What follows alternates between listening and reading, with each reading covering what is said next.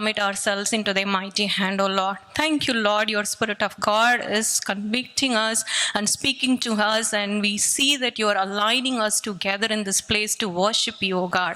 As we learn from the life of Mary, mother of Jesus, speak to each one of us, Lord. You have called us to be a mothers, a godly mothers, and the godly father, O Lord, Father, to bring forth the godly generations.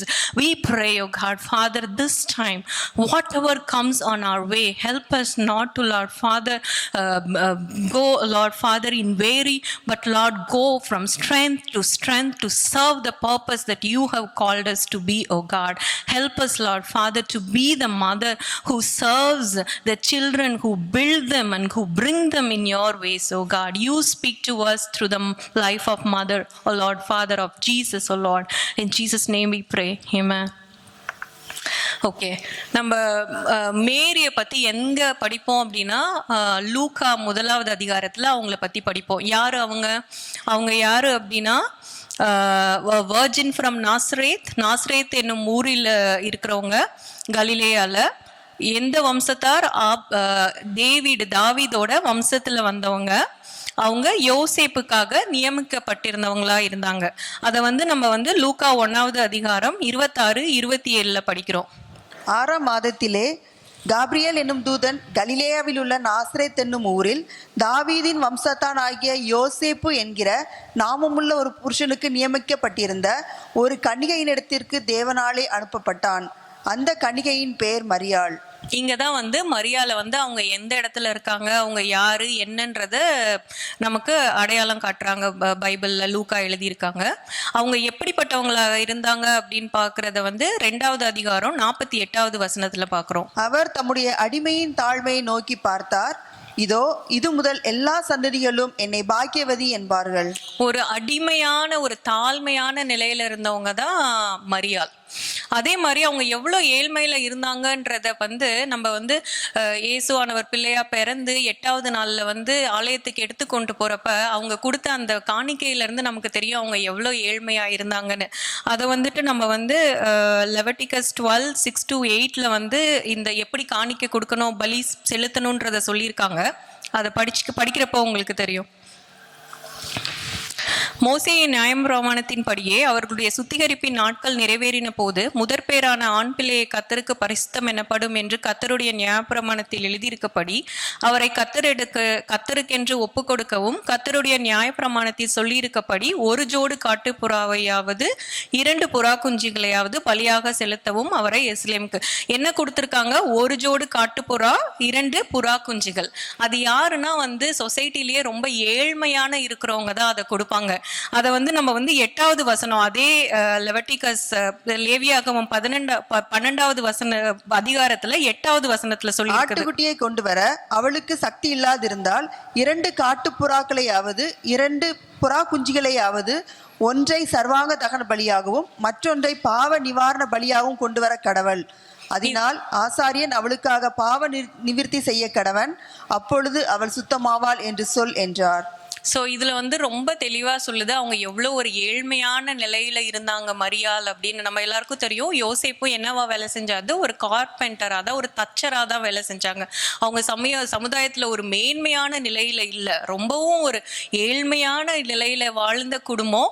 ஆனால் அவங்க 2 பேரும் எப்படி ஆண்டவருக்காக உண்மையாக வாழ்ந்து அந்த ஆண்டவர் அவங்களுக்காக வச்சிருந்த திட்டத்தை நிறைவேற்றினாங்கன்னு பார்க்கலாம் நம்ம. லூக்கா 1வது அதிகாரம் 26-38 இது நமக்கு எல்லாருக்கும் நல்லா தெரிஞ்ச ஸ்டோரி. ஆனாலும் ஒரு தடவை நம்ம படிக்கலாம். மரியாளோட கோணத்துல இருந்து யோசிங்க எப்படி இது அவங்களுக்கு இருந்திருக்கும் அப்படின்னு. 6ஆம் மாதத்திலே காபிரியேல் என்னும் தூதன் கலிலேயாவில் உள்ள நாசரேத் என்னும் ஊரில் தாவீதின் வம்சத்தான் ஆகிய நாமமுள்ள புருஷனுக்கு நியமிக்கப்பட்டிருந்த ஒரு அந்த கன்னிகையின் பேர் மரியாள். அவள் இருந்த வீட்டில் தேவதூதன் பிரவேசித்து, திரும்பி பெற்றவளே வாழ்க, கர்த்தர் உன்னுடனே இருக்கிறார், ஸ்திரீகளுக்குள்ளே ஆசீர்வதிக்கப்பட்டவள் என்றார். அவளோ கண்டு இந்த வாழ்த்துதல் எப்படிப்பட்டதோ என்று சிந்தித்துக் கொண்டிருக்கிறாள். தேவதூதன் அவளை நோக்கி, மரியாளே பயப்படாதே, நீ தேவனிடத்தில் கிருபை பெற்றாய், இதோ நீ கர்ப்பவதியாகி ஒரு குமாரனை பெறுவாய், அவருக்கு இயேசு என்று பெயரிடுவாயாக. அவர் பெரியவராயிருப்பார், உன்னதமானவருடைய குமாரன் எனப்படுவார். கர்த்தராகிய தேவன் அவருடைய பிதாவின் தாவீதின் சிங்காசனத்தை அவருக்கு கொடுப்பார். அவர் யாக்கோபின் குடும்பத்தாரை என்றென்றைக்கும் அரசாளுவார், அவருடைய ராஜ்யத்துக்கு முடிவராது என்றான். அதற்கு மரியாள் தேவதூதனை நோக்கி, இது எப்படி ஆகும்? புருஷனை அறியேனே என்றாள். தேவதூதன் அவளுக்கு பிரதியுத்தரமாக, பரிசுத்த ஆவி உன்மேல் வரும், உன்னதமானவருடைய பலன் உன்மேல் நிலடிரும். ஆதலால் உன்னிடத்தில் பிறக்கும் பரிசுத்தம் உள்ளது தேவனுடைய குமாரன் எனப்படும். இதோ உனக்கு இனத்தால் ஆகிய எலிசபெத்தும் தன் முதிர் வயதிலே ஒரு புத்திரனை கர்ப்பந்தரித்திருக்கிறாள். மலடி எனப்பட்ட அவளுக்கு இது 6ஆம் மாதம், தேவனாலே கூடாத காரியம் ஒன்றுமில்லை என்றான். அதற்கு மரியாள், இதோ நான் ஆண்டவருக்கும் அடிமை, உம்முடைய வார்த்தையின்படி எனக்கு ஆக கடவது என்றாள். அப்பொழுது தேவதூதன் அவனிடத்திலிருந்து போய்விட்டான். இது இந்த வருஷத்தோட நியூ இயர் மெசேஜில் கூட பாஸ்டர் நமக்கு சொல்லி கொடுத்தாங்க. எப்படி கேப்ரியல் தூதன் சகரியா பிரதான ஆசாரியார் இடத்துலையும் போய் பேசுறாங்க, அதே போல மரியாள் கிட்டேயும் பேசுறாங்கன்னு. அவர் அங்க சந்தேகத்துல இதெல்லாம் எப்படி இருக்குன்றப்ப தூதன் என்ன சொல்லிட்டு போயிடுறாரு, இதெல்லாம் நடக்கிற வரைக்கும் நீ வாய் பேச முடியாதுன்னு சொல்லிட்டு போயிடுறாரு. ஆனா இங்கே தூதன் சொல்றப்ப மரியாளோட ஆன்சர் பாருங்க, நான் ஆண்டவரோட அடிமை, என்ன அவர் எனக்காக வச்சிருக்காரோ அது என்னோட வாழ்க்கையில நடக்கட்டும் சொல்றாங்க. தேவதூதன் அங்க இருந்து போயிட்டாரு. சோ அவங்க ஃபர்ஸ்ட் இது எப்படி ஆகும்னு கேள்வி கேட்கறாங்க. அவங்க ஆனா சந்தேகத்துல கேட்கல, எப்படி ஆகும், அவங்களுக்கு ஒரு கியூரியாசிட்டி, எப்படி இது நடக்க போகுது அப்படின்னு தான் கேட்கறாங்க. அதுக்கு தூதன் பதில் சொல்றாரு, கேப்ரியல் தூதன், இப்படி நடக்கும், பரிசுத்த ஆவியானவர் மேல வருவார்னு. அதை எக்ஸ்பிளைன் பண்ண உடனே அவங்க தன்னை ஆண்டவருக்கு சரண்டர் பண்றாங்க. ஆக கடவுது, நீங்க என்ன சொல்றீங்களோ அடிமை நானு, ஆக கடவுது அப்படின்னு சொல்லிட்டு போறாங்க. அப்பயே ஆண்டவரோட திட்டத்துக்கு மரியாள் தன்னை ஒப்பு கொடுக்கறத பாக்குறோம். அவங்களுக்கு தெரியும் எப்படி இதெல்லாம் நடக்க போகுது. அவங்களுக்கு யோசேப்பு என்ன நிறைய கேள்விகள் அவங்களோட இருதயத்துல இருந்திருக்கலாம். ஆனாலும் பிரதான ஆசிரியருக்கு இல்ல அந்த ஒரு விசுவாசம் மரியாளுக்கு இருக்கிறதையும் பார்க்கிறோம். அவங்க அதுக்காக தன்னை முற்றிலுமா ஒப்பு கொடுக்கறதையும் நம்ம பார்க்க முடியுது. ஸோ கேப்ரியல் தூதனானவர் இவங்கள்ட்ட சொல்லிட்டு அவங்க போயிடுறாங்க. அடுத்து என்ன நடக்குதுன்னு பாருங்க. அடுத்த உடனே என்ன அவங்க மரியாள் பண்றாங்கன்னு 39வது வசனத்துல, அந்நாட்களில் மரியாள் எழுந்து மலை நாட்டிலே யூதாவில் உள்ள ஒரு பட்டணத்திற்கு தீவிரமாய் போய் சகரியாவின் வீட்டுக்கு பிரவேசித்து எலிசபெத்தை வாழ்த்தினாள். அதுல இந்த தூதனானவர் சொல்றப்ப அவங்களுக்கு ஒரு அடையாளத்தையும் காட்டுறாரு. உங்களுக்கு இனத்தாலாகிய எலிசபெத், சகரியா, அவங்களும் முதிர் வயதுல ஒரு குமாரனால கர்ப்பம் தரித்திருக்காங்கன்னு. எதுக்கு? மரியாளோட விசுவாசத்தை பலப்படுத்துறதுக்கும் அவங்கள இன்னும் ஆண்டவருக்குள்ள ஸ்ட்ராங்கா இருக்கிறதுக்கும் அவங்களுக்கு ஒரு எக்ஸாம்பிளா வைக்கிறத தூதனானவர் சொல்லிட்டு போன உடனே மரியாள் என்ன பண்ணல, அதெல்லாம் கேட்டுட்டு வீட்டுக்குள்ளேயே உட்காந்துருக்கல. என்ன பண்றாங்க, இம்மீடியட்டா அந்த வார்த்தை பாத்தீங்கன்னா என்ன சொல்லுதுன்னா, உடனடியாக தீவிரமா போய் அவங்க சகரியா அண்ட் எலிசபெத்தோட வீட்டுக்குள்ள பிரவேசிக்கிறாங்கன்னு. எங்க இருக்கிறாங்க மரியாள்? நம்ம ஃபர்ஸ்டே அவங்க எங்க இருக்கிறாங்கன்னு பார்த்தோம், நாசரேத்துல இருக்காங்க. மேப், அந்த மேப்ல பாத்தீங்கன்னா மேல இருக்குது நாசரேத்து. எலிசபெத்தும் சகரியா அவங்க வீடு எங்க இருக்குதுன்னா ஜெருசலேம்ல. ஏன்னா டெம்பிள் எங்க இருக்குது, ஆலயம், கர்த்தருடைய ஆலயம் எருசலேம்ல இருக்குது. அவங்க இருந்தது அது பக்கத்துல உள்ள ஒரு ஹில் கண்ட்ரி. ஸோ அங்க இருந்து நாசரேத்துல இருந்து ஜெருசலேம் பக்கத்துல உள்ள வர இடத்துக்கு வராங்க. இது ஏறக்குறைய ஒரு 80-90 மைல் தொலைவு தூரம் அப்படின்னு சொல்றாங்க. ஸோ அந்த காலத்துல ஒரு பெண், அவ்வளோ ஏழ்மையில இருக்க ஒரு பெண் அங்கிருந்து இந்த இடத்துக்கு வரத்துக்கு எப்படி ஒரு 4-5 நாள் ஆயிருக்கும் அவங்க நடந்து வந்தாலேன்னு சொல்றாங்க. ஸோ ஆண்டவருக்காக அர்ப்பணித்த உடனே எல்லாமே ஒரு நல்ல இதா இல்லை. அவங்களும் எஃபர்ட் எடுக்கிறாங்க. அதுக்கு அவங்களுக்கு என்னென்னலாம் சிரமம் இருந்தாலும் தீவிரமா போய் ஆண்டவர் சொன்னதை தெரிஞ்சுக்கிட்டு அதுபடி நடக்கிறதுக்கு அவங்க ஒரு ஸ்டெப் எடுக்கிறத நம்ம இங்க பார்க்க முடியுது. அடுத்து அங்க உள்ள போனது என்ன ஆகுது, அடுத்த சீன் எங்க நடக்குது, பிரதான ஆசிரியராகிய சகரியாவோட ஹோம்ல நடக்குது. எலிசபெத் மரியாளுடைய வார்த்தையை கேட்ட உடனே அவங்களுக்குள்ள இருக்கிற உரையாடல் எப்படி இருக்குதுன்னு பார்க்கலாம். எலிசபெத் மரியாளுடைய வாழ்த்துதலை கேட்டபோது அவளுடைய வயிற்றிலிருந்து பிள்ளை துள்ளிட்டு. எலிசபெத் பரிசுத்த ஆவியினால் நிரப்பப்பட்டு உரத்த சத்தமாய், ஸ்திரீகளுக்குள்ளே நீ ஆசீர்வதிக்கப்பட்டவள், உன் கர்ப்பத்தின் கனியும் ஆசீர்வதிக்கப்பட்டது. என் ஆண்டவருடைய தாயார் என்னிடத்தில் வந்தது எனக்கு எதினால் கிடைத்தது? இதோ நீ வாழ்த்தின சத்தம் என் காதில் விழுந்தவுடனே என் வயிற்றிலுள்ள பிள்ளை களிப்பாய் துள்ளிற்று. விசுவாசித்தவளே பாக்கியவதி, கர்த்தராலே அவளுக்கு சொல்லப்பட்டவைகள் நிறைவேறும் என்றாள். எலிசபெத் அந்த காலத்திலேயே எப்படி இருக்கிறாங்க? பரிசுத்த ஆவியால நிரப்பப்படுறாங்க. இப்ப நமக்கு ஆண்டவர் உயிர் தெழுந்ததுக்கு அப்புறம் நம்ம எல்லாருக்கும் ஆவியானவர் நமக்குள்ள இருக்கிறாரு. நம்ம பரிசுத்த ஆனா ஆண்டவர் சிலுவைக்கு போறதுக்கு முன்னாடியே நம்ம பாக்குறோம் எலிசபெத் என்னவா இருக்காங்க? பரிசுத்த ஆவியானால நிரப்பப்படுறாங்க. பழைய ஏற்பாட்டு காலங்கள்ல நம்ம பாக்குறோம் ஒவ்வொரு தடவையும் ஆண்டவர் ஒரு திட்டத்துக்காக ஒருத்தரை தேர்ந்தெடுக்கிறப்ப அவங்களுக்கு அந்த பரிசுத்த ஆவியானவரை கொடுத்து அவங்க மூலமா சில காரியங்களை பண்றாரு.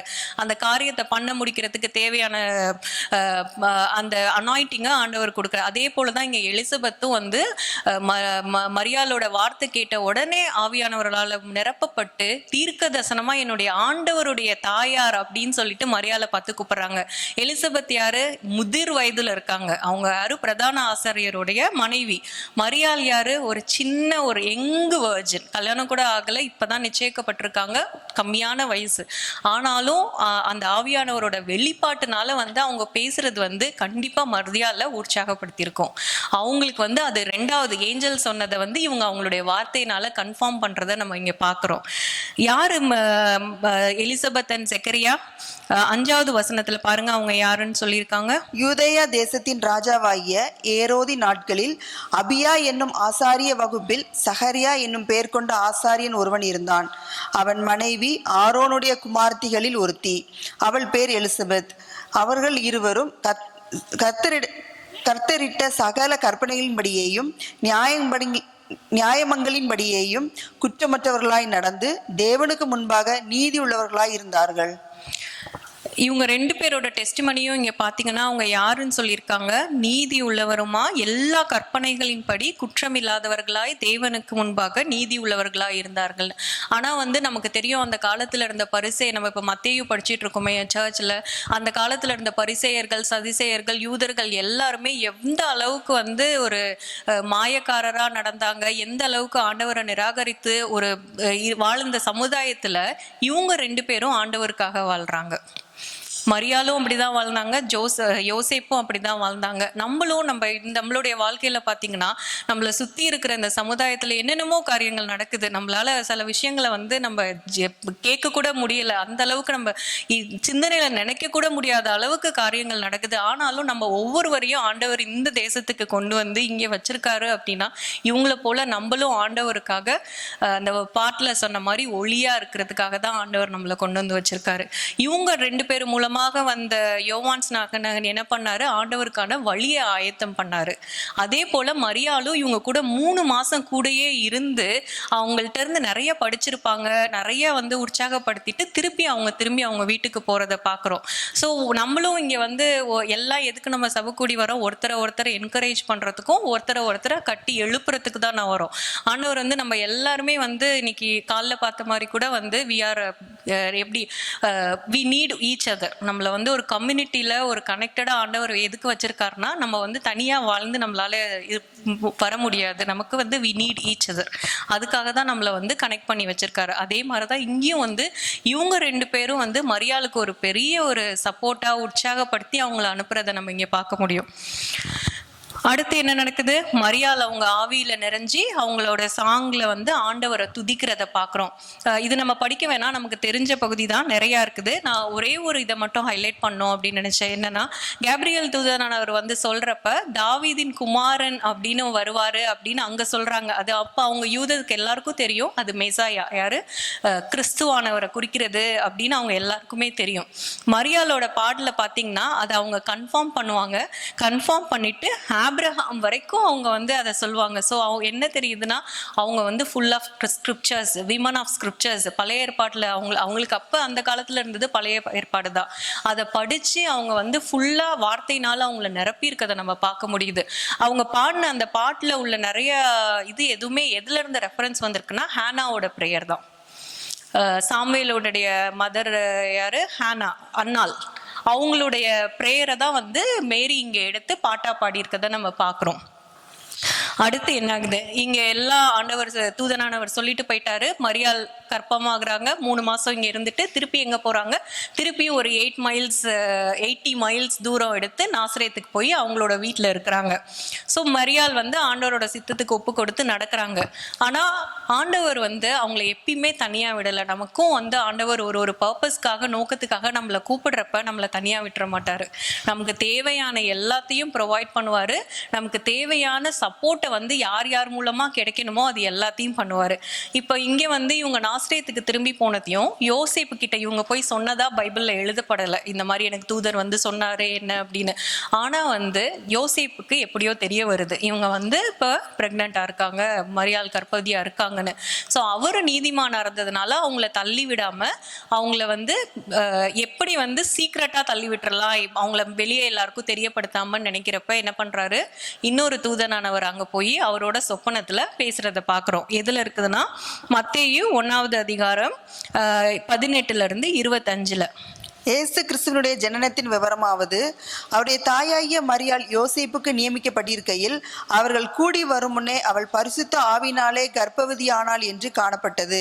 அவள் புருஷனாகிய யோசேப்பு நீதிமானாயிருந்து அவளை அவமானப்படுத்த மனதில்லாமல் இரகசியமாய் அவளை தள்ளிவிட யோசனையாயிருந்தான்.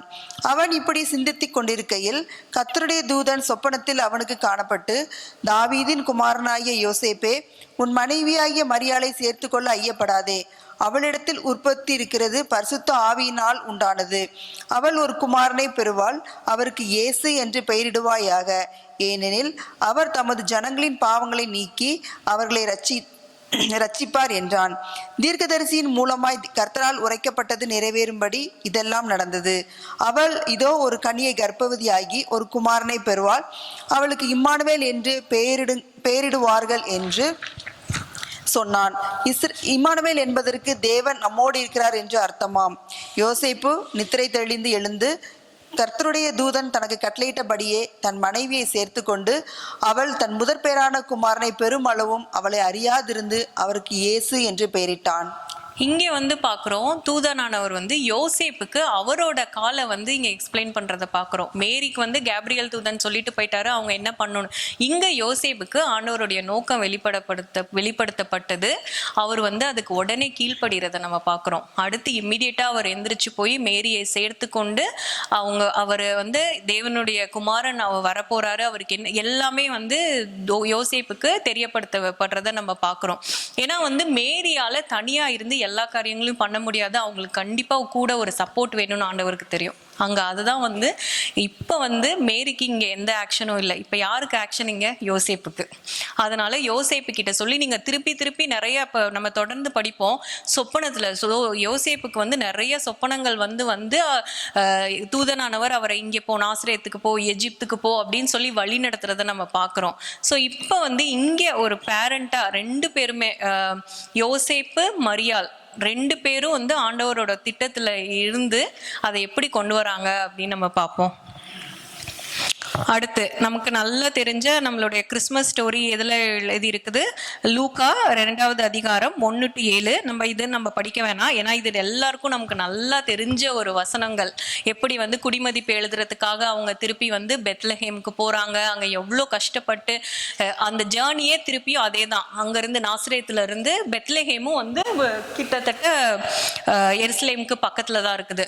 ஸோ அவங்க ஆல்மோஸ்ட் வந்து கர்ப்பவதியா இந்த பிரசவ காலம் நிறைவேற அளவுக்கு பக்கத்துல வந்துட்டாங்க. ஆனாலும் அங்கிருந்து ஜேர்னியா வராங்க. அவ்வளோ கஷ்டப்பட்டு அங்கிருந்து வரப்ப எப்படி அவங்க வந்தாங்க, எப்படி அவங்க இது பண்ணாங்கன்னு தெரியாது. ஏன்னா 2 பேருமே ஒரு எளிமையான குடும்பத்துல இருந்து வந்தவங்க. வந்ததுக்கு அப்புறம் அவங்களுக்கு தங்குறதுக்கு கூட இடம் இல்லை. ஒரு கடைசியா எங்க இடம் கிடைக்குது? ஒரு இன்னில் ஒரு மாட்டு தொழுவத்தில் தான் இடம் கிடைக்குது. அங்கே வந்து அவங்களுக்கு யார் பிரசவத்துக்கு ஹெல்ப் பண்ணாங்கன்னு நமக்கு தெரியாது. நினச்சி பாருங்க, அந்த காலத்தில் எங்கேயோ ஒரு ஊர்ல இருந்து ஒரு யாருமே தெரியாத ஒரு ஊருக்கு மேபி ஹெல்ப் பண்ண சில பேர் இருந்திருக்கலாம். பட் எப்படி அவங்க மேனேஜ் பண்ணாங்க, யோசேப்பும் மரியாளும் தெரியாது. ஆனாலும் ஆண்டவர் சொன்னபடி பெத்லஹேமில் இயேசு கிறிஸ்து பிறக்கிறதுக்கு அங்கே வந்து இவங்க 2 பேரையும் அங்கே கூப்பிட்டு போய் அந்த காரியம் நடக்கிறத நம்ம பார்க்குறோம். ஸோ இப்போ பாருங்க, மரியாளும் யோசேப்பும் அவங்க ஒரு சின்ன கன்னியே, இவங்க வந்து அந்த ஏரியா ஒரு கார்பெண்டர். அவங்கள ஆண்டவர் அழைச்சப்ப அவங்களோட பிரயாணம், அவங்களோட ஜேர்னி ஈஸியாக இருந்துச்சா? இல்லை. It's not a easy journey. நம்ம எல்லாரையும் ஆண்டவர் நம்மளை அழைச்சு நம்மளை அவர் உங்களை இதுக்காக தான் அழைச்சேன்னு சொல்கிறப்ப நம்மளுடைய ஜேர்னி ஈஸியாக இருக்குமா?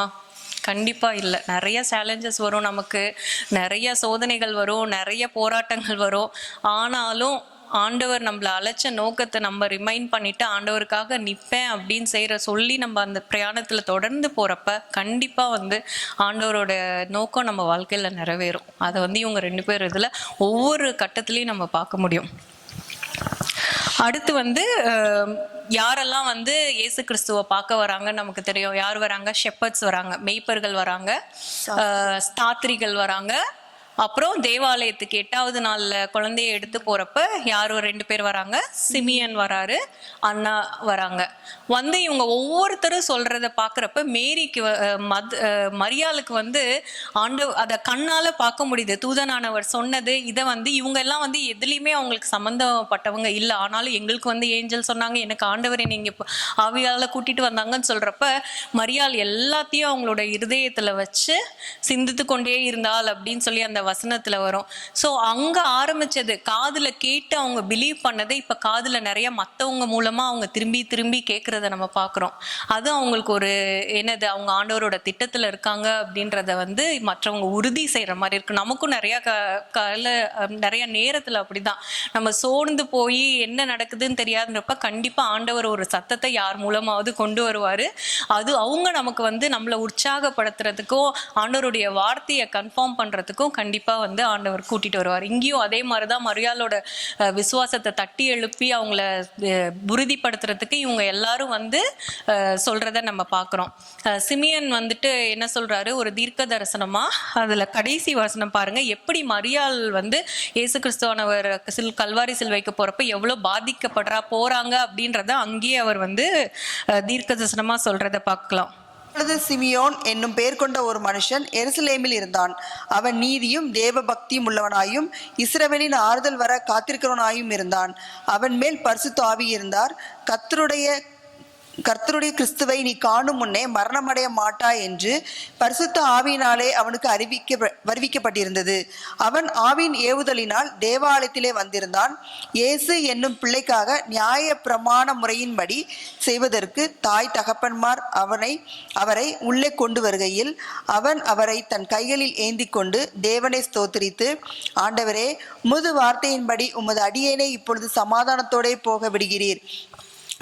புறஜாதிகளுக்கு பிரகாசிக்கிற ஒளியாகவும் உம்முடைய ஜனமாகிய இஸ்ரவேலுக்கு மகிமையாகவும் தேவரீர் சகல ஜனங்களுக்கு முன்பாக ஆயத்தம் பண்ணின உம்முடைய இரட்சணியத்தை என் கண்கள் கண்டது என்றான். அவரை குறித்து சொல்லப்பட்டவைகளுக்காக யோசேப்பும் அவருடைய தாயாரும் ஆச்சரியப்பட்டார்கள். பின்னும் சிமியோன் அவர்களை ஆசீர்வதித்து அவருடைய தாயாகிய மரியாளை நோக்கி, இதோ அநேகருடைய இருதய சிந்தனைகள் வெளிப்படத்தக்கதாக இஸ்ரவேலில் அநேகர் விழுகிறதற்கும் எழுகிறதற்கும் விரோதமாக பேசப்படும் அடையாளமாவதற்கும் இவர் நியமிக்கப்பட்டிருக்கிறார். உன் ஆத்மாவையும் ஒரு பட்டயம் உருவி போகும் என்றான். இதுதான் அவர் சொல்றது. கண்டிப்பா மரியாளுக்கு வந்து இன்னமுமே என்ன ஆக போகுது, போக போக அவங்களுடைய நிலைமையில வந்து நல்ல காரியங்கள் நடக்க போறதுல அவங்க பாடுக்குள்ள போறாங்கன்றத முன்னறிவிக்கிறார். இங்கே யோசேப்பும் அப்படிதான். யோசேப்பு வந்துட்டு நமக்கு தெரியும், மரியாள் கன்னிகையா இருந்து ஆண்டவரா பரிசுத்தாவியால நிரப்பப்பட்டு கர்ப்பவதியால் ஆனாங்கன்னு. ஆனா யோசேப்புக்கு கொடுக்கப்பட்டது என்னது, மரியாளை பார்த்துக்கிறதுக்கும் இந்த குழந்தைய வந்து வளர்க்கறதுக்கான பொறுப்பு யோசேப்புக்கு கொடுக்கப்பட்டது. ஏன்னா அங்க வந்து குழந்தைய பெத்லகேம்ல பார்த்து திருப்பி அடுத்த இடத்துக்கு கூட்டு போய் எல்லா இடத்துலயும் அவர் வந்து ஒரு பாதுகாப்பாளரா வந்து இவங்களை ப்ரொடெக்ட் பண்றத பார்க்க போறோம். ஆனா வந்து கொஞ்ச நாளுக்கு அப்புறமே யோசேப்புக்கு என்ன நடந்தது அப்படின்னு நிறைய நமக்கு எழுதப்படலை. பட் மரியாள் வந்து அவங்களோட ஒவ்வொரு இதுலயும் அவங்க எப்படி இன்னும் பாடுகளுக்கு மேல போனாங்க அப்படின்றத வந்து நம்ம பார்க்க முடியுது. அடுத்து வந்து நம்ம பார்க்குறோம், வைஸ்மேன் விசிட் பண்றாங்க, நியாயஸ்திரிகள். அது நம்ம இப்ப படிக்க வேண்டாம். அதுக்கப்புறம் என்ன ஆகுது, அவங்க வந்து ஏரோது வந்து அந்த 2 வயசுக்கு உட்பட்ட எல்லா குழந்தைகளையும் கொலை பண்ணி போட்டுறாரு. அப்போ தேவதூதன் திருப்பியும் வந்து யோசேப்புக்கு சொப்பனத்துல சொல்லுதி, குழந்தையும் அதோடைய தாயையும் அழைத்து கொண்டு எங்க போங்க, எகிப்துக்கு போங்க. அதுவும் எதுக்காக, தீர்க்க தரிசனம் நிறைவேறும்படியாக என்னுடைய குமாரனை எகிப்திலிருந்து அழைப்பித்தேன் அப்படின்னு சொல்றதுக்காக அங்கிருந்து. ஸோ யோசேப்புக்கு அடுத்த டாஸ்க்கு அதுல பாருங்க, எங்க மேல ஜூடேயால இருந்து இங்க கீழே ஈஜிப்ட் கீழே இவ்வளோ தூரம் டிராவல் பண்ணி வராங்க. அந்த காலத்துல ஒரு ஈஸியா ஒரு இடத்துல இருந்து இன்னொரு இடத்துக்கு பிரயாணம் பண்றது ஈஸியான காரியமே இல்லை. நமக்கு இப்ப கார்ஸ் இருக்குது, ஃபிளைட்ஸ், நிறைய வசதிகள் இருக்கு. அந்த காலத்துல அவங்க எவ்வளோ கஷ்டப்பட்டு அங்க போயிருப்பாங்க. அதுல 2 பேருமே வந்து ஆண்டவருக்காக நாங்க இதை அனுபவிக்கிறோம் அப்படின்னு சொல்லி அவங்க போய் போறத பாக்குறோம். திருப்பி அங்க கொஞ்ச நாள் இருந்துட்டு திருப்பி எங்க போறாங்க? திருப்பியும் அவங்க வந்து நாசரேத்துக்கு போறாங்க. ஆல்மோஸ்ட் இங்க கீழே ஈஜிப்ட் இருக்குது, அங்க மேல திருப்பி நாசரேத்துக்கு போய் அங்கதான் வந்து அவங்க வந்து வாழ்க்கை நடத்துறத நம்ம பாக்குறோம். அது எதுல இருக்குன்னா லூக்கா 2வது அதிகாரம் 39-40 வசனத்துல இருக்கு. கர்த்தருடைய நியாயத்தின்படி சகலத்தையும் அவர்கள் செய்து முடித்த பின்பு கலிலேயா நாட்டிலுள்ள தங்கள் ஊராகிய நாசரேத்துக்கு திரும்பி போனார்கள். பிள்ளை வளர்ந்து ஆவியிலே பலன் கொண்டு ஞானத்தினால் நிறைந்தது, தேவனுடைய கிருபையும் அவர் மேல் இருந்தது. ஸோ இப்போ வந்து எவ்வளோ நாளில் குழந்தை எத்தனை வருஷம் இருந்தாங்கன்னு சொல்லப்படலை. ஆனால் வந்து நியாயசாஸ்திரிகள் குழந்தைய பெத்லஹேமில் பார்த்தது வந்து ஆல்மோஸ்ட் ஒரு 2 இயர்ஸ்க்கு அப்புறம் தான் அப்படின்னு சொல்கிறாங்க. ஸோ அதுக்கப்புறமே கொஞ்சம் காலம் அங்கே இருந்துட்டு திருப்பி நாசரேத்துக்கு போகிறாங்க. நமக்கு பைபிள் ரெக்கார்ட்ஸில் எவ்வளோ இயர்ஸ்ன்னு கிளியராக கொடுக்கல. அதுக்கப்புறம் அடுத்த வர சினாரியோ எங்கே கொடுக்குறாங்க அப்படின்னா இயேசுவானவர் வந்து 12 வயசு இருக்கிறப்ப. ஸோ அப்போ வந்து பார்க்குறோம், மரியாளும் யோசேப்பும் அந்த காலத்தில் ஒரு நியாயப்பிரமாணத்தை கடைப்பிடித்து வாழ்ந்தவர்கள் என்பது எப்படி தெரியுதுன்னா, ஒவ்வொரு வருஷமும் அவங்க வந்து தேவாலயத்துக்கு போறாங்க. அவங்க சொல்லியிருக்க அந்த கற்பனைகளின் படி நடந்து 12 வருஷமும் அவங்க வந்து போயிருக்காங்க. 12வது வருஷத்துல போறப்பதான் வந்து நம்ம பாக்குறோம் இயேசு கிறிஸ்து வந்து அங்க உட்கார்ந்து எல்லார் கூடயும் பேசி கொண்டிருக்கிறது. அந்த வசனம் எதுல பாக்குறோம் அப்படின்னா லூக்கு 41:52. அதுவும் நம்ம படிக்க வேணாம், அந்த பாசேஜ் வந்து கொஞ்சம் லென்த்தியா இருக்கு. நம்ம பார்ப்போம், அவர் வந்து சின்ன வயசு 12 வயசு, ஆனா அங்க இருக்கிற எல்லா பரிசேயர்கள் மற்ற எல்லா தலைவர்களோடு உட்காந்து அவர் வாக்குவாதம் பண்றத இவங்க வந்துட்டு அவ்வளோ பிரயாணமா வந்தவங்க அவரை விட்டுட்டே திரும்பி போயிடுறாங்க. அதுக்கப்புறம் தேடி பார்த்துட்டு இல்லைன்னு சொல்லிட்டு திரும்பி வந்து கேட்குறாங்க கான்வர்சேஷன். அதுதான் வந்து நம்ம அங்க பார்க்குறோம் மேரி பேசுறத. அந்த பகுதி மட்டும் கொஞ்சம் வாசிங்க. 48. தாய் தகப்பன்மாரும் அவரை கண்டு ஆச்சரியப்பட்டார்கள். அப்பொழுது அவருடைய தாயார் அவரை நோக்கி, மகனே, ஏன் எங்களுக்கு இப்படி செய்தாய்? இதோ உன் தகப்பனும் நானும் விசாரத்தோடே உன்னை தேடினோமே என்றார். அதற்கு அவர், நீங்கள் ஏன் என்னை தேடினீர்கள்? என் பிதாவுக்கு அடுத்தவைகளில் நான் இருக்க வேண்டியதென்று அறியீர்களா என்றார். தங்களுக்கு அவர் சொன்ன வார்த்தையை அவர்கள் உணர்ந்து கொள்ளவில்லை. பின்பு அவர் அவர்களுடனே கூட போய் நாசரேத்தூரில் சேர்ந்து அவர்களுக்கு கீழ்ப்படிந்திருந்தார். அவருடைய தாயார் இந்த சங்கதியிலையெல்லாம் தன் இருதயத்திலே வைத்து கொண்டாள். இந்த வசனம் எத்தனை வாட்டி ஒரு 3 தடவை இருந்துருச்சு. எல்லா சங்கதிகளையும் மறி பார்க்குறோம். இதுலதான் அவங்க பேசுறது அப்படின்னு சொல்றத பார்க்குறோம். ஏன் இப்படி செய்த அப்படின்னு. இவ்வளோ நாள் என்ன பார்த்தோம், சிந்தனையில வச்சுக்கொண்டாங்க அப்படின்னு தான். ஆனா இங்க ஒரே ஒரு வார்த்தை தான், ஏன் இப்படி செய்தன்னு. அவங்க த்ரூ அவுட் எல்லா இதையும் பார்த்தீங்கன்னா அவங்க கொஞ்சம் ரொம்ப கம்மியாக தான் பேசினாங்க. மரியா நிறைய எதுவுமே பேசல. ஒரு டிசைபிள்ஸ் யோவானுடைய மதர் வந்துட்டு ஆண்டவராகிய இயேசு கிறிஸ்துவை பார்த்து கூட நிறைய கான்வர்சேஷன் பண்றாங்க. ஒரு மகன் வலது பக்கத்துலயோ இடது பக்கத்துலயோ இருக்கட்டும்னு. மரியாள் அந்த மாதிரி எந்த விஷயத்துலயுமே வந்து பேசினதா நம்ம பார்க்கவே இல்லை. தூதனானவர்கிட்ட கூட வந்து ஷெல்டம் டாக்கிங் ரொம்ப கம்மியா தான் பேசினாங்க. இங்கேயும் வந்து எல்லாத்தையுமே பாண்டர் அவங்க இருதயத்துக்குள்ளேயே வச்சு அதை வந்து மெடிடேட் பண்ணி அதை தியானிச்சு அவங்க ரிஃப்ளெக்ட் பண்றதை நம்ம பார்க்க முடியுது. ஆனா வார்த்தைகள்ல பேசினதோ ரொம்ப ரொம்ப கம்மி. அடுத்து வந்து எங்க அவங்கள பத்தி ரெக்கார்ட் ஆயிருக்குதுன்னு பார்க்கலாம். அதுக்கப்புறமே பார்த்தா இயேசுவானவர் வளர்ந்து பேப்டிசம் எடுத்து ஊழியத்துக்குள்ள போறத பார்க்கிறோம். அப்போ வந்து ஃபர்ஸ்ட் யோவானோட 2வது அதிகாரத்துல திருப்பியும் அவருடைய ஃபர்ஸ்ட் மிராக்கிள் ரெக்கார்ட் ஆயிருக்குது. அங்கேயும் வந்து மரியாள் இருக்கிறத நம்ம பார்க்கிறோம். கானா ஒரு கல்யாணத்துல 3ஆம் நாளிலே கலிலியாவில் உள்ள கானா ஊரிலே ஒரு கல்யாணம் நடந்தது. இயேசுவின் தாயும் அங்கே இருந்தால். இயேசுவும் அவருடைய சீஷரும் அந்த கல்யாணத்திற்கு அழைக்கப்பட்டிருந்தார்கள். திராட்சரசம் குறைவுபட்ட போது இயேசுவின் தாய் அவரை நோக்கி, அவர்களுக்கு திராட்சரசம் இல்லை என்றாள். அதற்கு இயேசு, ஸ்திரீயே, எனக்கும் உனக்கும் என்ன? என் வேலை இன்னும் வரவில்லை என்றார். அவருடைய தாய் வேலைக்காரரை நோக்கி, அவர் உங்களுக்கு என்ன சொல்லுகிறாரோ அதன்படி செய்யுங்கள் என்றார். அவ்வளோதான். அந்த 12 வருஷத்துக்கு அப்புறமே இந்த இன்சிடென்ட் தான் வந்து மரியாள் வந்து இயேசு கிறிஸ்துவோட இந்த கல்யாணத்தை அட்டன் பண்ணி அங்கே பேசுகிறத நம்ம பார்க்குறோம். அப்போ வந்து அவங்க என்ன இதெல்லாம் இதயத்தில் வச்சு சிந்தனை பண்ணி அவங்களுக்கு தெரியும் ஒரு காலம் வந்துருச்சு. அப்போ வந்து இயேசு கிறிஸ்து நிறைய அடையாளம் அற்புதங்களை செய்வார். ஏன்னா அந்த யூதர்கள் மத்தியில் அவங்களுக்கு நல்லா தெரியும் இயேசு கிறிஸ்து வரப்ப அவர் என்னென்ன அடையாளங்கள் செய்வார்னு. பிளைண்ட் கண்களை திறப்பாரு, நிறைய அடையாளங்கள் அற்புதங்கள் செய்வாங்கன்னு அவங்களுக்கு தெரியும். ஸோ அதனால தான் மரியாள் வந்து இங்கே இப்படி ஒரு தேவை இருக்குதே, ஏதாவது இயேசு கிறிஸ்து பண்ண மாட்டாரா அப்படின்னு சொல்லி ஆர்வமா போய் கேட்கறத பார்க்குறோம்.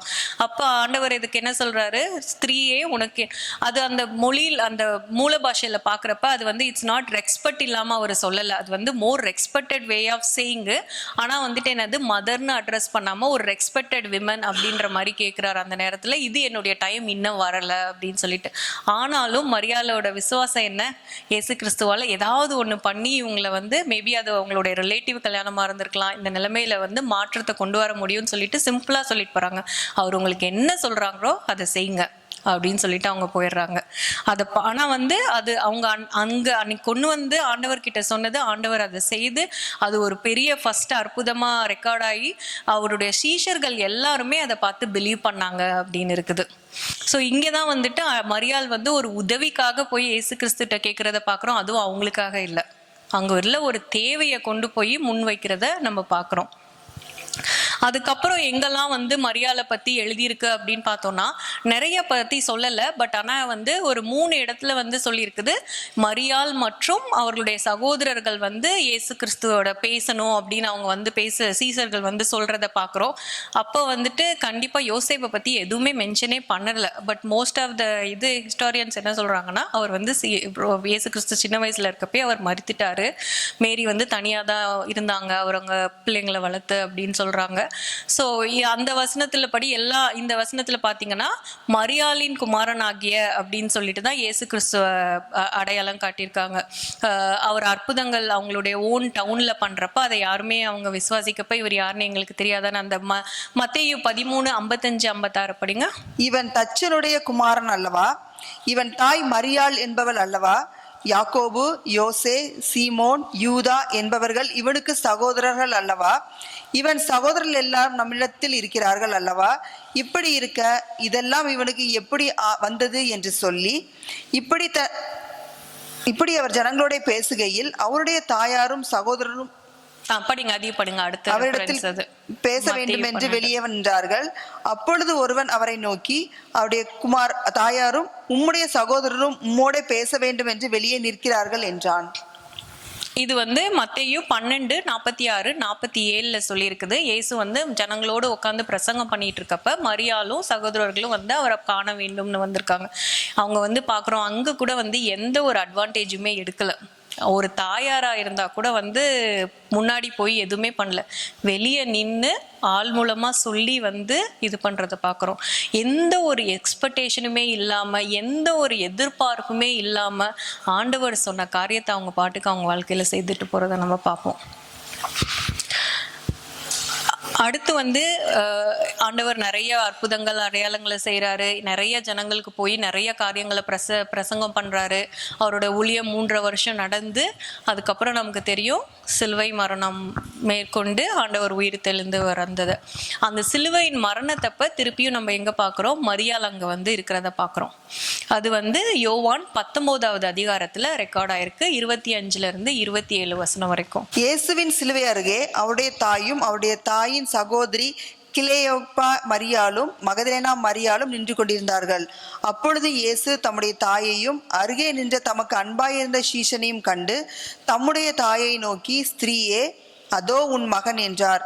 பின்பு அந்த சீஷனை நோக்கி, அதோ உன் தாய் என்றார். அந்நேரம் முதல் அந்த சீஷன் அவளை தன்னிடமாய் ஏற்றுக்கொண்டான். இப்போ இந்த சிலுவை கண்டையில் யார் நிற்கிறாங்கன்ட்டு இந்த வசனத்தில் தெளிவாக போட்டிருக்கு. பீட்டர் அங்கே இல்லை, பேதுரு இல்லை, உங்களுக்காக என் உயிரையும் கொடுப்பேன் அப்படின்னு சொன்னவர் இல்லை அங்கே. மற்ற எந்த சீசர்களும் அங்கே இல்லை, அங்கே இருக்கிறது யோவான் மட்டும்தான். அங்கே தைரியமாக அங்கே வந்து சில ஸ்திரீகள் இருக்கிறத பார்க்குறோம், அங்கே மரியாளும் இருக்கிறாங்க. அவங்க கண்ணு முன்னாடியே சிமியன் சொன்ன அந்த இது நிறைவேறத அவங்க பார்க்குறாங்க. தன்னுடைய சொந்த மகன் வந்து அவ்வளோ பாடுபட்டு சிலுவையில் மறிக்கிறாரு. அவங்களுக்கு தெரியும் அவர் உலகத்துக்கு ரட்சகர், இதெல்லாம் அவர் கோத்ரூ பண்ணணும்னு தெரியும். இருந்தாலும் ஒரு மதராக அங்கே நின்று அது எல்லாத்தையும் பார்க்குறாங்க. அவங்களால எதுவுமே பண்ணவும் முடியாது. ஷீ இஸ் இந்த ஹெல்ப்லெஸ் சுச்சுவேஷன். ஆனாலும் வந்து சிலுவைக்குள்ள வந்து எல்லாத்தையும் விட்னஸ் பண்ணுறாங்க. அது எவ்வளோ ஒரு ஆக்னைசிங்காக இருந்திருக்கும்ல, அவங்களுக்கு ஊண்டடாக இருந்திருக்கும். அந்த நேரத்தில் வந்து இயேசு கிறிஸ்துவும் வந்து அவங்க மேலே மனதுருகி நம்ம அவருடைய பொறுப்பு ஆஸ் அ எல்டர்ஸான அவங்க வந்து பாதுகாக்கிற பொறுப்பு அதை வந்து தன்னுடைய அன்பாக இருந்த சீஷனுக்கிட்ட ஒப்படைக்கிறத பார்க்குறோம். It's a divine exchange. எப்படின்னா வந்து தாயாராக இருந்து மகனாக இருந்த ரிலேஷன்ஷிப் போய் ஆண்டவருக்கும் இவங்களுக்கும் ரட்சகருக்கும் ஒரு பெண்மணிக்கும் உள்ள ரிலேஷன்ஷிப்பாக அந்த இடத்துல ஒரு டிவைன் எக்ஸ்சேஞ்ச் நடக்கிறத நம்ம பார்க்குறோம். யோவான் வந்து அந்த பொறுப்பை அவர் அங்கே ஏற்றுக்கிட்டு அந்த நாள் முதல் கொண்டு மரியாதை அழைத்து கொண்டு போய் அவரோட வீட்டில் தன்னுடைய சொந்த தாயாராக எடுத்து அவர் வந்து பராமரித்ததை பார்க்குறோம். மரியாள் வந்து யோவானோட வாழ்ந்து கடைசி காலங்களில் வந்து யோவான் வந்து எபேசியர் சபையில் இருந்து அங்கே ஒரு எல்டர் மூப்பராக இருந்ததை பார்க்குறோம். மரியாளும் கூட சேர்ந்து எஃபெசஸில் வாழ்ந்து அவங்க அங்கே தான் மறிச்சிருக்காங்க அப்படின்னு சொல்கிறாங்க. ஸோ அந்த இடத்துலையும் ஆண்டவர் வந்துட்டு அவருடைய பொறுப்பா ஒரு மதருக்கு என்ன செய்யணுமோ அதை செய்துட்டு போனாரு. மரியாளோட வாழ்க்கையிலையும் பார்த்தீங்க அப்படின்னா யோசேப்பும் இல்லை, இயேசு கிறிஸ்துவ இறந்துட்டாங்க. மற்ற சகோதரர்கள் அவங்க விசுவாசத்திலேயே இல்லை. அந்த சமயத்தில் நமக்கு தெரியும் அவங்க இயேசு கிறிஸ்துவ புறக்கணிச்சு அவரை பேசுறதை நம்ம நிறைய பார்க்குறோம். ஆண்டவர் சொன்னது அந்த வார்த்தையில் அங்கேயும் கீழ்ப்படிஞ்சு அவங்களுக்கு வந்து ஆப்ஷன்ஸ் இருந்திருக்கலாம், போகாமல் இருந்திருக்கலாம், அவங்களோட ஓன் டிசிஷன். ஆனாலும் அங்கே இயேசு கிறிஸ்து சொன்ன வார்த்தையும் கீழ்ப்படிஞ்சு யோவானோட சென்று அவரோட தன்னுடைய வாழ்க்கையை அவங்க கணிக்கிறத நம்ம பார்க்குறோம். Complete obedience. அங்கே கேப்ரியல் தூதன் சொன்னதுலேருந்து அவங்களோட ஒவ்வொரு சூழ்நிலைகளில் ஒவ்வொரு சம்பவத்துலேயும் பாருங்கள் கம்ப்ளீட் ஒபீடியன்ஸ். காணா ஒரு கல்யாணத்தில் கூட டிமாண்டே இல்லை, பண்ணுங்க, அவர் என்ன சொல்றாரோ அதை பண்ணுங்க. வெளியவும் வந்து நின்று ஒரு விஷயத்துலையும் ஒரு ஆண்டவருடைய தாயார்னு வந்து எலிசபெத் வாழ்த்துனாங்க. அதை எங்கேயுமே அவங்க அதை வந்து அட்வான்டேஜா எடுத்துக்கவே இல்லை. ஒரு சாதாரண ஒரு ஸ்திரீயா ஆண்டவர் எனக்கு சொன்னாரு, அதை நான் பிலீவ் பண்ணி அவரோட சித்தத்தை என் வாழ்க்கையில நிறைவேற்றுறேன்னு அவங்க ஒவ்வொரு காலகட்டத்திலையும் வாழ்றதை நம்ம பார்க்குறோம். மறிக்கிறதுக்கு அப்பயும் எங்க இருந்திருக்காங்க? யோவான் கூட தான் இருந்திருக்காங்க, மற்ற சகோதரர் கூட இருந்தாங்க அப்படின்னு எழுதல. அப்புறம் அவங்கள பத்தி எங்க பாக்குறோம் அப்படின்னா அப்போஸ்தலர் எழுத நடவடிக்கைகள் 1வது அதிகாரம் 14வது வசனத்துல பாக்குறோம். அங்கே இவர்கள் எல்லாரும் ஸ்திரீகளோடும் இயேசுவின் தாயாகிய மரியாளோடும் அவருடைய சகோதரரோடும் கூட ஒருமனப்பட்டு ஜெபத்திலும் வேண்டுதலிலும் தரித்திருந்தார்கள். ஸோ இது நமக்கு தெரியும். மேலறை வீட்டில் நடந்த ஒரு 120 பேர் ஒன்றாய் கூடி ஆண்டவரை துதித்து ஜெபத்தினால தரித்திருந்த போது பரிசுத்த ஆவியானவர் அவங்க எல்லாருக்கும் கொடுக்கப்பட்டார்னு. மரியாள் அங்கேயும் இருக்கிறாங்க. இப்போ யாரா இருக்கிறாங்க? இயேசு கிறிஸ்துவோடைய சீஷரோட சேர்ந்து ஒரு சீஷரா இருக்கிறாங்க. மதரா இல்லை, எப்படியா இருக்காங்க? சீஷரா இருக்காங்க. ஆண்டவரை உயிர்த்தெழுந்த ஆண்டவரோட ரட்சகரா ஏற்றுக்கொண்டு அவரை அந்த அடையாளம் அவங்க வந்து ஸ்திரீயா ஒரு சீஷையா அங்க அடையாளம் காட்டிக்கிறாங்களே தவிர வேற எதுலையுமே அவங்க பார்த்து ஒரு ஏஞ்சல் பேசினது தெரியும், தன்னுடைய வயிற்றுல கற்பம் தரித்தாங்க, குழந்தைய வளர்த்தாங்க, குரூசிஃபிகேஷனில் அங்கே விட்னஸ் பண்ணாங்க. இப்போ அந்த அந்த ஜோயல் 2ல் சொல்லியிருக்கிறது நிறைவேற ஆவியானவர் ஊற்றப்படுற அந்த அனுபவத்துலேயும் வந்து மரியாள் அங்கே இருக்கிறத நம்ம பார்க்குறோம். கம்ப்ளீட் லைஃப், ஒரு நல்ல ஒரு வாழ்க்கை வாழ்ந்து ஒரு நல்ல ஒரு போராட்டத்தை போராடினேன்னு சொல்கிறதுக்கு தகுதியான ஒரு பெண்மணியார் நம்மளுடைய மரியாளாக இருக்கிறாங்க. எவ்வளோ பாடுகள் அவங்க வந்த பாதைகள் வந்து ஈஸியானது கிடையாது. இட்ஸ் அ வெரி டஃப் பாத். ஆனாலும் ஒரு நாளும் வந்து அவங்களோட விசுவாசத்தை அவங்க கைவிடவே இல்லை. எந்த ஒரு நேரத்துலையும் வந்து தன்னை முன்ன வைக்கல, தன்னை மேன்மை பாராட்டவே இல்லை. தாழ்மையா இருந்து ஆண்டவர் சொன்ன எல்லா காரியத்தையும் அப்படியே செய்து அவங்களுடைய வாழ்க்கையை வந்து நல்ல ஒரு ஓட்டத்தை ஓடி முடிச்சாங்க அப்படின்னு நம்ம பார்க்குறோம். அவங்களோட வாழ்க்கையிலேருந்து நம்ம என்ன கற்றுக்குறோம்? சில பாயிண்ட்ஸ் நான் எழுதி வச்சுருக்கேன். ஃபஸ்ட்டு வந்து அவங்களுடைய அன்வேவரிங் ஒபீடியன்ஸ் அண்ட் கமிட்மெண்ட். தமிழில் வந்து அசைக்க முடியாத கீழ்ப்படிதலும் முழுமையான அர்ப்பணிப்பும். Complete obedience. இப்போ வந்து உங்கள் எல்லாருக்கும் ஆஸ் அ பேரண்ட்ஸ் தெரியும், நம்ம பிள்ளைங்க கிட்ட ஒரு காரியம் சொன்னால் அவங்க எந்த அளவுக்கு கீழ்ப்படுகிறாங்க. It's not a easy thing. நம்ம எல்லாருக்குமே வந்து நம்ம பிள்ளைகளாக இருந்தப்பையும் சரி, இப்பயும் ஆண்டவர் ஏதாவது ஒரு காரியத்தை சொன்னாலோ இல்லை வேற யாராவது சொன்னாங்களோ, கீழ்ப்படிதல்ன்றது அவ்வளோ ஒரு கஷ்டமான காரியமாக இருக்குது. ஆனால் வந்து மரியாள் அதை வந்து கம்ப்ளீட்டாக கீழ்ப்படிஞ்சு ஒரு எங்கேயுமே வந்து ஸ்லிப் ஆகலை. அங்கே ஆரம்பித்த ஓட்டத்தை இறுதி வரைக்கும் முடிக்கிறத நம்ம பார்க்குறோம். ஆண்டவர் சொன்ன ஒவ்வொரு வார்த்தைக்கும் அவங்க கீழ்ப்படிஞ்சு வாழ்கிறத பார்க்குறோம். ரெண்டாவது என்ன கற்றுக்குறோம்? Her deeds conveyed her devotion more than profoundly words forever could. இதுதான் வந்து அந்த சிஸ்டர் வர்ஷிப்ல கோட் பண்ணாங்க. மத்தேயு 5வது அதிகாரம் 14 16வது வசனம். நீங்கள் உலகத்திற்கு வெளிச்சமாய் இருக்கிறீர்கள். மலையின் மேல் இருக்கிற பட்டணம் மறைந்திருக்க மாட்டாது. விளக்கை கொளுத்தி மரக்காலால் மூடி வைக்காமல் விளக்கு தண்டின் மேல் வைப்பார்கள். அப்பொழுது அது வீட்டில் உள்ள யாவருக்கும் வெளிச்சம் கொடுக்கும். இவ்விதமாய் மனுஷர் உங்கள் நற்கிரியிலே கண்டு பரலோகத்தில் இருக்கிற உங்கள் பிதாவை மகிமைப்படுத்தும்படி உங்கள் வெளிச்சம் அவர்கள் முன்பாக பிரகாசிக்க கடவது. இது வந்து நம்ம மரியாளோட வாழ்க்கையில அப்படியே அவங்க ஆண்டவருடைய வெளிச்சம் அவங்க வாழ்க்கையில பிரகாசிக்கிறத நம்ம பார்க்க முடியுது.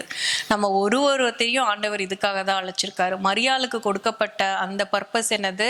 இயேசு கிறிஸ்துவ இந்த உலகத்துக்கு கொண்டு வந்து அவரை பராமரிச்சு வளர்க்குற ஒரு காரியம். யோசேப்புக்கு கொடுக்கப்பட்ட நோக்கம் என்னது? மரியாளை பராமரிச்சு, குழந்தைய பராமரிச்சு அந்த காலம் வரைக்கும் பார்க்கறது. இப்போ நமக்கு இங்கே இருக்க நம்ம எல்லாருக்கும் ஆண்டவர் ஒரு பொறுப்பை கொடுத்துருக்காரு. மெயின்லி இன்னைக்கு மதர்ஸ் டேன்னு மட்டும் இல்லாமல் ஆஸ் அ பேரண்ட்ஸ் நம்ம எல்லார் கையிலையும் நம்மளுடைய பிள்ளைகளை கொடுத்துருக்காரு ஆண்டவர். நமக்கு தெரியும், சங்கீதம் 127:8 சொன்னபடி children are the heritance from God. they are the gift from God. நம்ம யாரு? we are not the owners of the children. நம்ம வந்து பிள்ளைங்களுக்கு உரிமை கொண்டாட முடியாது. நம்ம ஆண்டவர் நம்ம கையில கொடுத்துருக்கிறதுக்கு பொறுப்பாளிகள். we are a stewards. உக்கரக்காரன். நம்ம வந்து ஆண்டவர் நம்ம பிள்ளைகளை நம்ம கையில கொடுத்துருக்கிறதுக்கு நம்ம ஒரு பொறுப்பாளிகளா இருக்கிறோம். அந்த பாதையில அவங்கள நல்லபடியா ஆண்டவருக்காக வளர்க்குறதுக்கு நிறைய போராட்டங்கள் வரும். It's not easy. ஒவ்வொரு நாளுமே வந்து அவங்க ஸ்கூலுக்கு போறாங்க, நிறைய காரியங்கள் வந்து உலகத்துல சொல்லித்தராங்க. இப்போ ஃபேமிலின்ற டெஃபினேஷனே பார்த்தீங்கன்னா மேன் அண்ட் விமன் அவங்க மைண்டில் வந்து நிறைய காரியங்களை உள்ளே போடுறாங்க. ஸோ நம்ம ஆஸ் அ காட்லி பேரண்ட்ஸ், மரியாளை போல, யோசேப்பை போல, எலிசபெத் அந்த காலத்தில் அவ்வளோ ஒரு அக்கிரமமாக இருந்த காலத்துலேயும் அவங்க எப்படி இருந்தாங்க? ஒரு நீதி உள்ள வாழ்க்கை வாழ்ந்தாங்க. அதே மாதிரி தான் நம்மளும் இப்போ வந்து நம்ம ஒரு நீதி உள்ள வாழ்க்கை வாழ்ந்து நம்ம பிள்ளைங்களையும் அந்த நீதி உள்ள வாழ்க்கை வாழ்கிறதுக்கு நம்ம பொறுப்பாளிகளாக இருக்கிறோம். அதுக்கு நம்ம எடுக்க வேண்டிய எஃபர்ட்ஸ் இஸ் நாட் ஈஸி. எனக்கு தெரியும், நீங்கள் எல்லாருமே வந்து நைட் ஷிஃப்ட்ஸ் ஒர்க் பண்ணுறீங்க, 2 பேரும் டர்ன்ஸ் எடுத்து பிள்ளைங்களை பார்த்துக்கிறீங்க. It's not easy. நீங்கள் சர்ச்சுக்கு வந்து இந்த நேரத்தில் உட்காந்துட்டு கூட நீங்கள் எல்லாம் திருப்பி ஒர்க்குக்கு போக வேண்டியதாக இருக்கும். It's not easy. ஆனால் வந்து அதை நம்ம கஷ்டமான காரியத்தை நம்ம செய்கிறப்ப அதுக்கான பலனை நம்ம பார்ப்போம். யோவான் 3வது அதிகாரத்தில் என்னுடைய பிள்ளைகள் சத்தியத்தில் வழிநடத்தப்படுகிறது தான் வந்து எனக்கு இது. So that's the thing. நம்மளோட பிள்ளைங்க வந்து ஆண்டவரோட வழிகளில் நடத்தப்படுறத பார்க்குறப்ப இந்த லேசான காரியங்கள்லாம் வந்து நமக்கு ஒரு பெரிய இதாகவே தெரியாது. எப்படி லேபர் பெயினில் ஒரு விமன் போயிட்டு குழந்தை பிறந்ததையும் பார்க்குறப்ப அந்த பெயின் எல்லாம் மறந்துடுறது படி நம்மளும் வந்து பிள்ளைங்களை ஆண்டவருக்காக வளர்க்குறப்ப நமக்கு நிறைய பாடுகள், போராட்டங்கள், நம்ம நிறைய சாக்ரிஃபிஷியல் பண்ண வேண்டியதாக இருக்கும். அஸ் அ விமன் எஸ்பெஷலி நம்ம சீக்கிரமாக எந்திரிக்க வேண்டியதாக இருக்கும். தூக்கம் கம்மியாக இருக்கலாம், வீட்டில் நிறைய வேலைகள் செய்யலாம் இருக்கலாம், ஒர்க்கில் நிறையா இருக்கலாம். ஆனாலும் நம்ம வந்து பிள்ளைங்களை வளர்க்குறதுக்கு நம்மளுக்கால எவ்வளோ பெஸ்ட்டு நம்மளால் முடியுமோ அதை நம்ம பண்ணிவிட்டு ஆண்டவரோட கையில் ஒப்படைச்சு ஆண்டவரோட நம்ம பார்ட்னர்ஷிப் சேர்ந்து பிள்ளைங்களை வளர்க்குறப்ப காட் வில் ஹெல்ப் அஸ். மேரியை வந்து அவர் தனியாக விடலை. மரியாதை அவங்களுக்கு எல்லா எங்கெங்கே எந்தெந்த தேவைகள் இருந்ததோ அதுக்கெல்லாம் ஒருத்தரை கொண்டு வந்து இல்லை ஒரு இதை வச்சு அவங்கள பராமரித்து அந்த நோக்கத்தை நிறைவேற்றினார். அதே போல் நம்ம எல்லாரையும் இந்த கண்ட்ரிக்கு ஸ்பெஷலாக கொண்டு வந்திருக்காரு. இந்த பிள்ளைங்களை நம்மளை நம்பி கொடுத்துருக்கிறப்ப நமக்கு தேவையான மெட்டீரியல்ஸ், நமக்கு தேவையான பீப்புள், நமக்கு தேவையான ஸ்ட்ரென்த்தை ஆண்டவர் கண்டிப்பாக கொடுப்பார். அடுத்து வேற என்ன கற்றுக்குறோம்? she faced the challenges and endured it. யாக்கோபு 1:12 வந்து என்ன சொல்லியிருக்கு அப்படின்னா, சோதனையை சகிக்கிற மனுஷன் பாக்கியவான், அவன் உத்தமன் என்று விளங்கின பின்பு கர்த்தர் தம்மிடத்தில் அன்பு கூறுகிறவர்களுக்கு வாக்குத்தத்தம் பண்ணின ஜீவ கிரீடத்தை பெறுவான். மரியாளோட வாழ்க்கையில பாத்தீங்கன்னா அவங்க ஏழ்மையா தான் இருந்தாங்க. அவங்களோட லைஃப் ஸ்டைல் ஒண்ணுமே மாறல. அவங்க வந்து ஒரு பெரிய மாளிகையில மாறி வாழல. அவங்களோட வேற எந்த நிலைமையும் மாறல. ஆனா அவங்களோட ஓட்டத்தை முடிச்சு போறப்ப அவங்களுக்கு தெரியும் அவங்களுக்காக ஜீவ கிரீடம் வெயிட் பண்ணிட்டு இருக்குது அப்படின்னு சொல்லிட்டு. நமக்கும் அப்படிதான். நம்மளுடைய வாழ்க்கைகள் வந்து சூழ்நிலைகள் வந்து டிராஸ்டிக்கா மாறி நம்ம மேல மேல போவோன்றதுக்கு இது இல்லை. ஆனாலும் நம்ம ஓட்டத்தை நம்ம ஃபெய்த்ஃபுல்லா ஓடுறப்ப நமக்காக ஒரு ஜீவ கிரீடம் வைக்கப்பட்டிருக்குதுன்றத பாக்குறோம். அடுத்து வந்து she had the steadfast faith through till the very end. இறுதி வரை அவங்களோட விசுவாசத்தை வந்து உறுதியா காத்து கொண்டாங்க.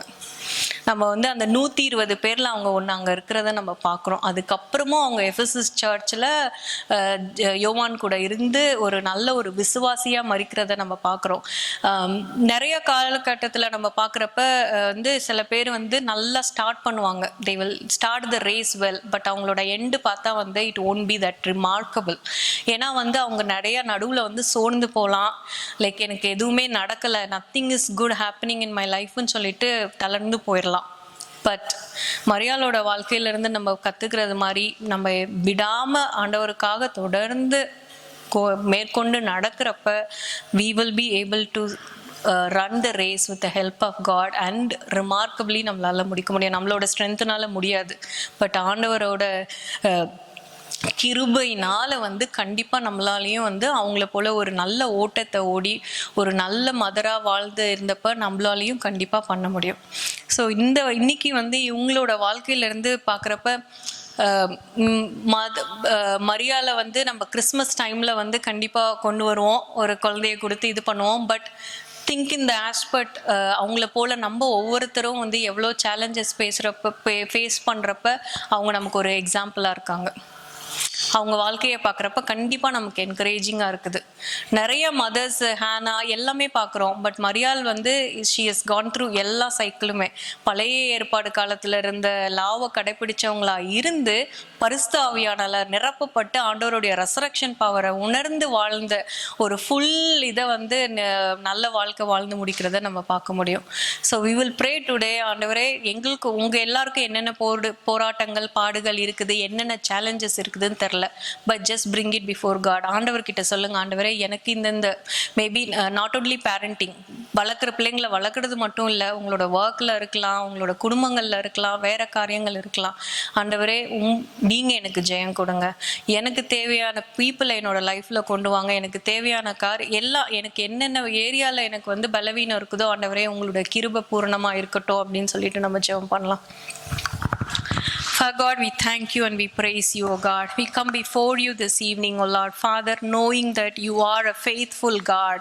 The Lord who called us is faithful. The one who began the race, O Lord Father, good things will bring it till the end, O Lord Father. We pray, O Lord Father, as a brothers and sisters over here, Lord, you know the areas where they need your strength, the areas where they need the support from the fellow believers, O Lord Father, the areas where they need a direction, Lord, especially, Lord Father, as a parents, oh Lord, help us, Lord Father, to bring forth our children in your ways, oh God, Father, whatever that we require, oh Lord Father, give it to us, oh God, Father God, guide us, oh Lord, give us the directions that we need, oh Lord, today, oh Lord, from the life of Mary that we learn, oh God, how she has been the chosen vessel of you and used to fulfill that great purpose to be the mother of the Lord and setting us the example today, oh Lord, like her.